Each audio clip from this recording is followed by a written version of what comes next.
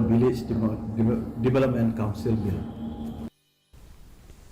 Indian Army's Headquarters 101 area Shillong celebrated its time in Jubilee on Monday.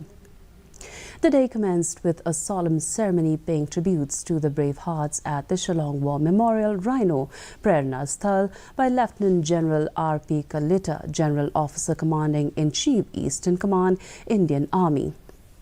Major General R.K. Jha, officiating General Officer Commanding 101 Area, and all soldiers of Headquarters 101 Area also paid tributes to those who had given their all for the nation. To commemorate the formation's 60 glorious years of service to the nation, release of a special cover and stamp were also a part of the festivities.